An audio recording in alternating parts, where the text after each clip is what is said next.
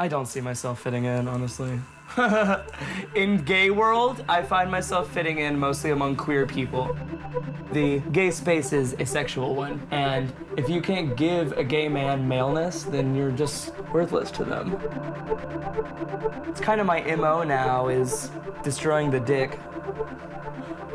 You know what I mean?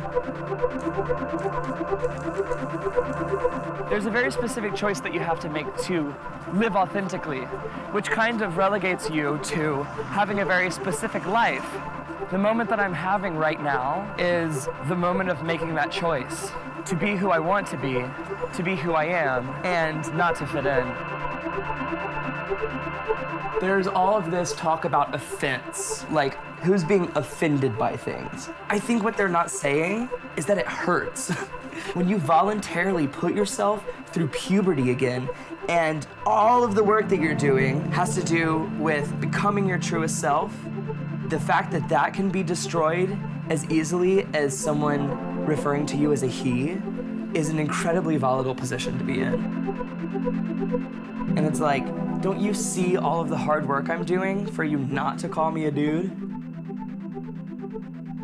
I moved in with Ryan right before we both started transitioning. It was a total goddess thing. The energy was just flowing. And then about a month later, I was like, I'm gonna start hormones. Yeah, baby. Hey. And, A day in the life. gag. We're both hot trannies. We knew each other. It is a known fact that you need to massage your growing breasts up and in, upward and inward, because female nipples go straight out. Perky little nipples, you know? So you're literally coaxing your breasts into position. It's like a bonsai tree. It's like nothing else on earth.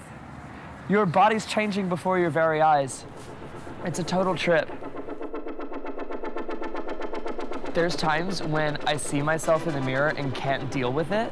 There's times when I'll be meditating or breathing or by myself in silence, and I'll feel my chest or my ass. That's when it's the most incredible feeling on earth.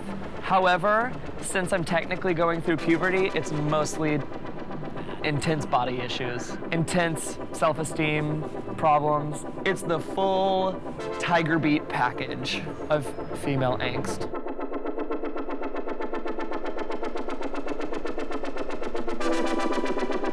Drag queens get asked, do you want to be a woman? And so I would ask myself, do I want to be a woman? Do I want to be a woman? I do my makeup every day. Do I want to be a woman? No, I like being in my body.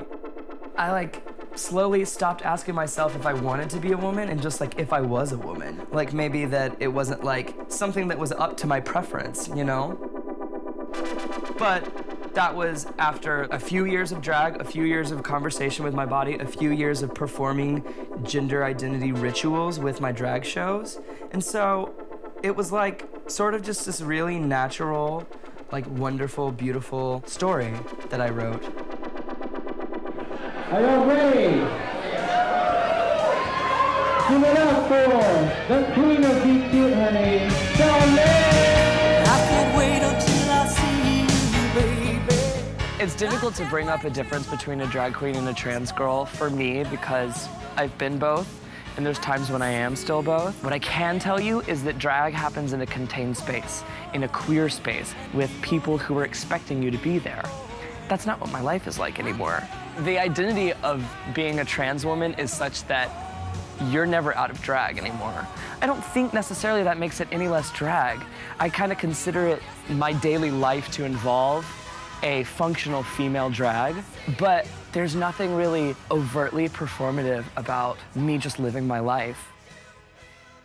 I come home from really wild parties or time away or something like that, and I just marvel at the things that I've experienced so far in my lifetime. It's the kind of shit that doesn't happen to people.